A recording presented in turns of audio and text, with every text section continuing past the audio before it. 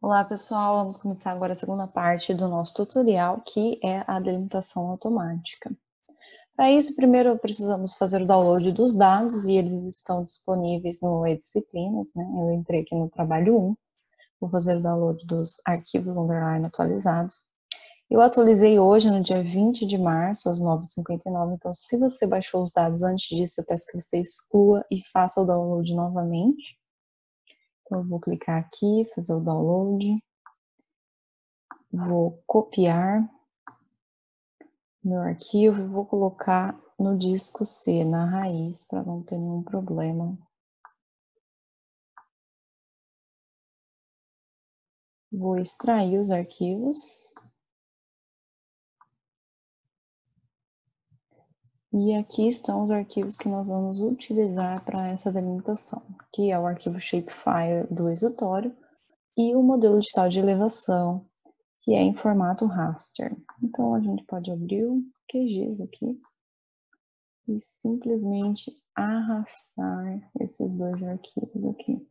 E eles já vão se abrir. Você pode colocar o exutório por cima da camada para você poder visualizar. E um passo importante aqui é que tanto o exutório quanto o modelo digital de elevação, eles estejam em coordenadas métricas. Por que em coordenadas métricas? Para que posteriormente nós consigamos calcular a área, o perímetro. Então, para a gente verificar isso, vamos clicar com o botão direito na camada, em propriedades. E aqui nas coordenadas, podemos verificar que está em siglas 2000, o TM do ano 23S, ou seja, está em coordenadas métricas. Então, ok, vamos verificar também o MDE, lá com o botão direito em propriedades, e também está em siglas 2023S. Agora vamos supor que não esteja na coordenada correta, em algum passo que você estiver fazendo, ele mude para outra coordenada. Então, você vai ter que clicar com o botão direito, Save As, e aí você vai salvar novamente. Por exemplo, eu vou salvar aqui lá nos arquivos atualizados mesmo. E vou salvar aqui MDE, underline repro, projetado, ok? Save. E aqui, em change, ou mudar, eu não sei que língua está o seu QGIS, a gente procura aqui, por exemplo, os Tirgas 2023S. Como já está em 23S, só que dá ok, ele vai dar um erro. Mas caso um de vocês não esteja, você dá ok, ele já reprojeta e abre o outro arquivo. Bom, enfim, vamos começar porque agora a gente já verificou que os nossos arquivos estão na projeção correta. Caso a sua caixa de ferramenta não esteja aberta, é só você ir em Processing, Toolbox, e aqui já está a nossa caixa de ferramenta. Caso não apareça isso, talvez ele esteja na interface simplificada e apareça mais ou menos isso aqui, é só você mudar para interface avançada. E aqui temos o nosso Talden que utilizaremos para fazer essa delimitação. Bom, o primeiro passo já realizamos, que é abrir os dois arquivos. E no segundo passo, nós vamos fazer o Pitch Remove. Nessa etapa, a gente vai remover alguns buracos e falhas que são presentes no modelo digital de elevação. Para isso, nós clicamos em análises básicas, né? Aí clicamos aqui no Pitch Remove ou remover depressão. Selecionamos o nosso grid de elevação, que é o modelo digital de elevação, e salvamos aqui Save to File. Vamos dar um nome, né? Vou salvar lá na mesma pastinha tudo. Deixa eu achar onde tá. Disco C. Arquivos atualizados. E nós vamos salvar como sugestão Pitch Remove. Então vamos salvar aqui como Pitch Remove. E apertamos o Run. Rapidinho, a gente já pode ver que ele gerou o arquivo do Pitch Remove. O segundo passo, seguindo aqui algumas observações, né? Caso apareça a janela da alerta, você tem que permitir o acesso. Como eu já realizei esse procedimento várias vezes, eu já permiti o acesso. E caso não seja executada essa primeira parte, você tem que sempre verificar as primeiras observações que colocamos bem no início do tutorial, que é você trabalhar pelo local de... Você trabalhar direto na raiz, na unidade principal do seu computador, você não utilizar nomes com espaço, cedilha, ponto, qualquer situação, e não trabalhar em pastas muito longas, por exemplo, pasta dentro de pasta, dentro de pasta, dentro de outra pasta, que isso pode atrapalhar na sua delimitação. Voltando lá, né, onde estávamos, o nosso deu certo, então vamos seguir para o próximo passo, que é o passo 3, que é o D8 Flow Direction, ou direção de fluxo D8. E nessa etapa ele mapeia o escoamento de água através de 8 direções possíveis que o fluxo pode adotar. Então nós vamos lá na janela, na mesma janela aqui, e clicamos em D8 Flow Direction. Aqui no Pitch Field Elevation Grid a gente seleciona o Pitch Remove, que foi o que nós acabamos de gerar, e a gente salva aqui, né? Vamos ver, nossa sugestão de nome é D8 Flow Direction e o outro D8 Flow Grid. Então vamos salvar aqui, ó, D8 Flow Direction. E esse outro vamos salvar como D8 Slope Grid. Damos um run, rapidinho ele já gera aqui. Que a gente já consegue ver mais ou menos os rios, como eles estão se comportando. E vamos seguir para o próximo passo. O próximo passo é a área de contribuição. E nesse passo ele delimita a sua bacia hidrográfica. Então é importante que a gente tenha nesse passo também o exutório. Caso você queira delimitar todas as bacias hidrográficas do seu MDE, é só você não colocar o exutório no espaço. Então vamos lá em D8 área de contribuição. Aqui a gente seleciona o Flow Direction, que a gente acabou de gerar. Aqui selecionamos o exutório. Não precisa de um grid de peso aqui, né? E aqui nós vamos salvar o nosso arquivo como D8.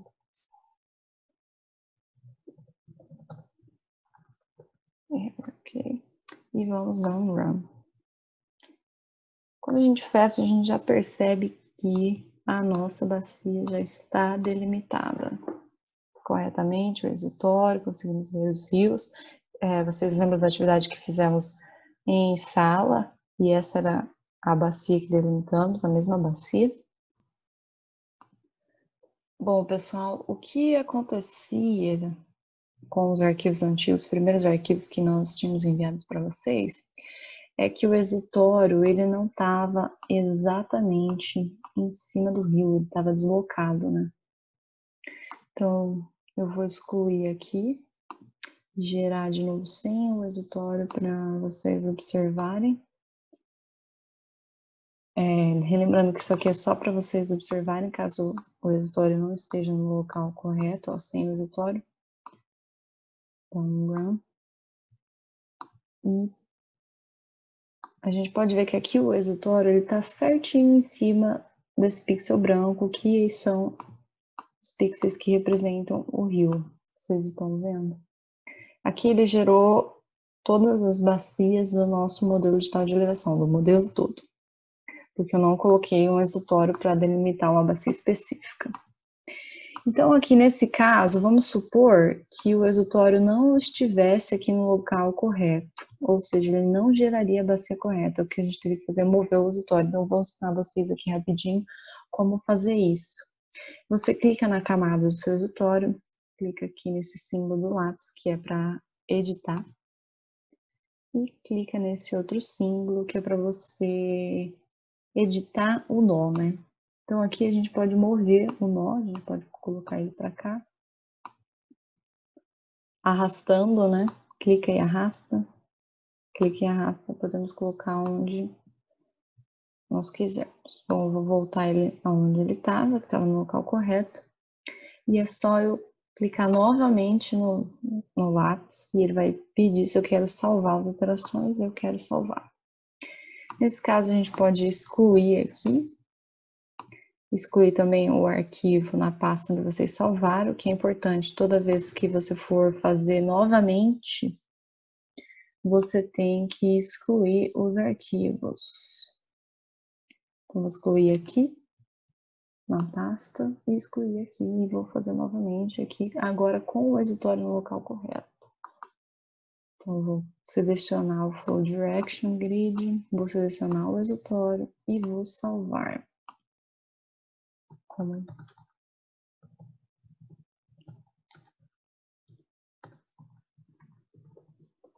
e vou dar um Run. Isso. E agora a gente já observa que a nossa bacia foi delimitada corretamente.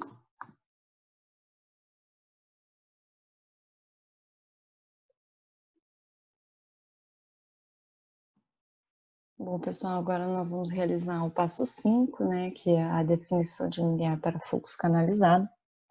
E nesse passo a gente define a rede de drenagem, né? Então, nós vamos lá em Stream Definition by Threshold, clicamos aqui, selecionamos a área de contribuição e aqui em Threshold a gente define a densidade de drenagem, ou seja, esse número você pode testar, se você colocar 200, 300, 400, a densidade de drenagem vai ser bem maior, e nós testamos e 100 é um número bom, por isso eu peço que você deixe 100, e salve aqui o stream,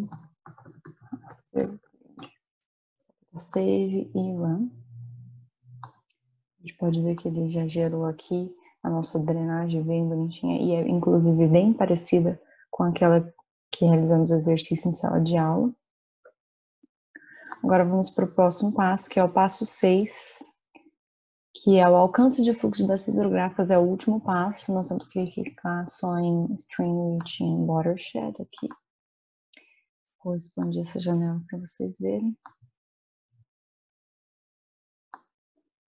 Aqui nós vamos inserir todos os produtos que geramos anteriormente, ou seja, no Pitch Field Elevation vamos selecionar o Pitch Remove, no D8 Flow Direction, o D8 Flow Direction, na área de drenagem, a D8 Contributing Area, no Raster Grid, esse último que geramos, que é o Stream Raster Grid. Não precisamos colocar o exutório novamente, pois já colocamos na hora de gerar a área de contribuição. Vamos clicar aqui em delimitar uma única bacia hidrográfica e vamos salvar todos esses outros arquivos, ok? Então aqui vamos salvar Stream Order Grid.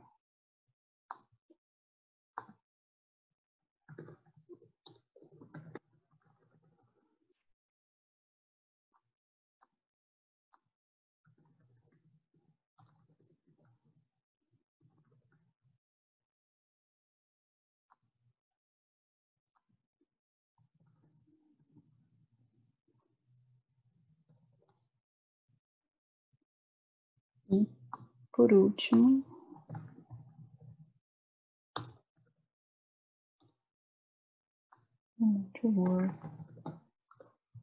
e só apertamos em Run.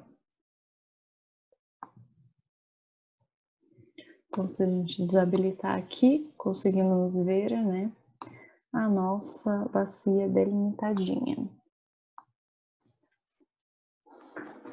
Então, pessoal, vocês viram que apareceu uma mensagem amarelinha aqui, né? Porque quando a gente gera o último passo, ele cria esse vetor do Stream Reach e ele sai sem projeção. Então, o sistema, ele atribui a projeção básica do WGS84. Então, se a gente clicar aqui com o botão direito em cima da camada em propriedades, a gente pode ver que ele está no sistema de coordenada WGS84 e nós precisamos mudar para as chegas 2000 para poder depois calcular o comprimento dos rios.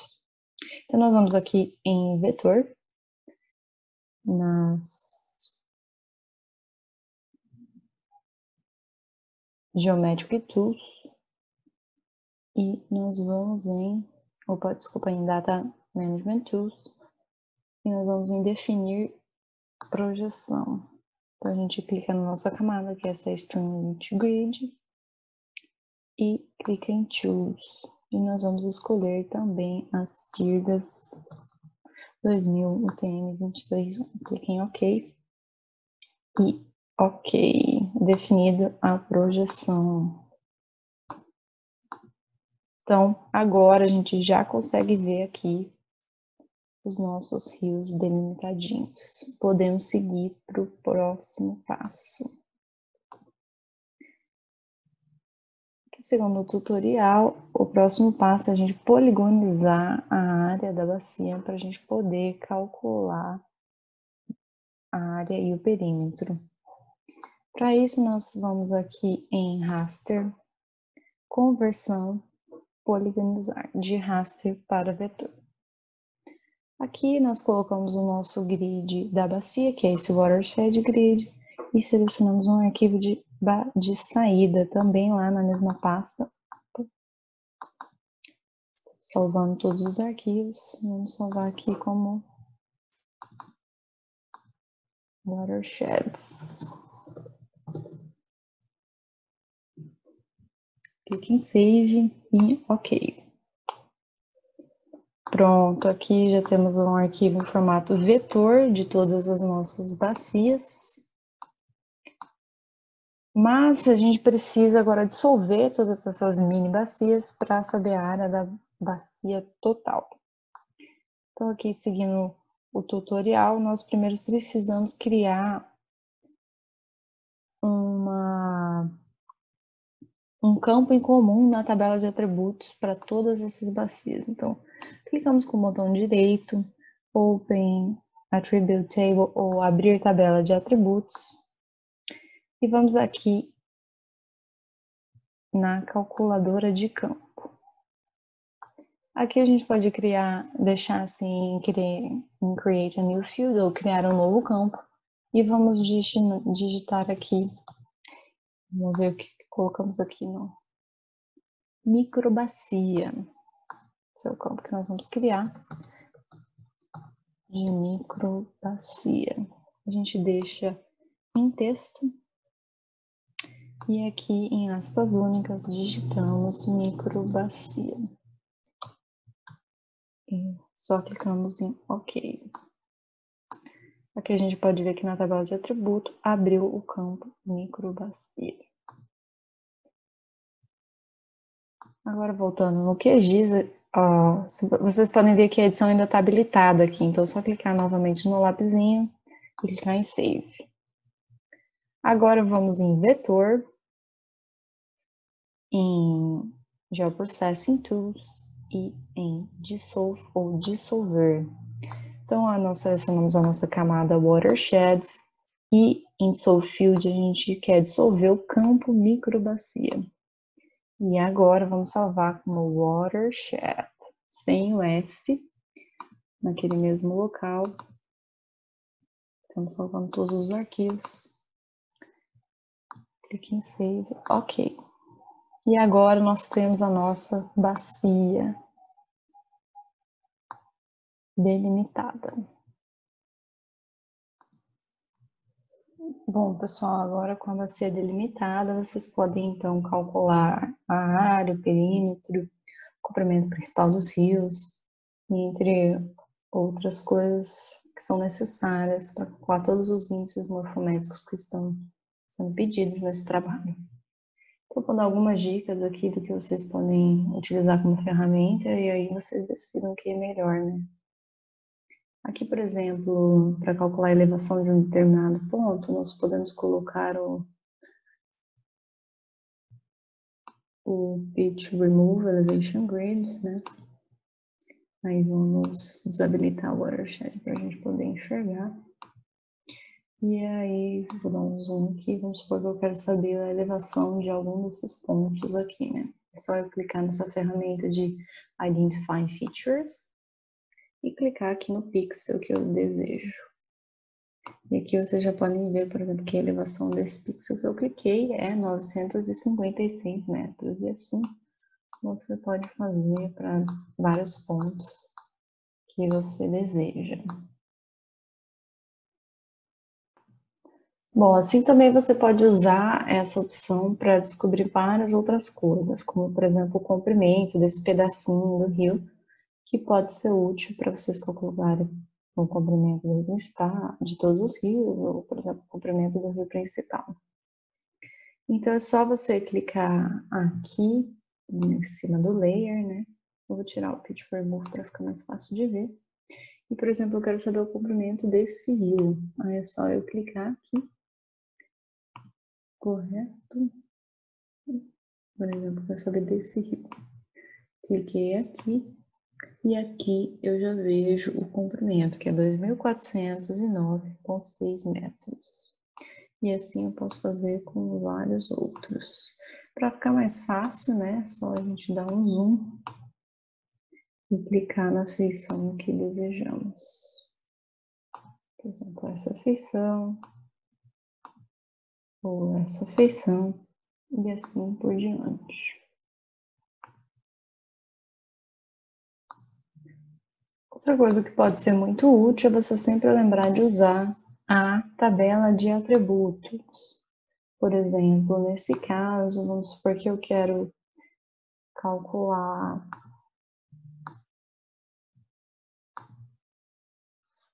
a área da minha bacia. Vou dar um exemplo. Eu só crio um novo campo, vou calcular a área em metros quadrados. Sempre escolho o número decimais, vou colocar com uma precisão de 5 casas, por exemplo. E aqui, nesse search, você pode escolher diversas opções de o que você quer calcular. No caso, eu quero calcular a área, então é só eu colocar esse cifrão área e apertar OK. Então, eu sei que a área total da minha bacia em metros é essa. Mas você também pode brincar, né, aqui na tabela de atributos e fazer, por exemplo, a área em quilômetros quadrados. E aí você procura aqui. E aí é só você dividir por 10 a sexta.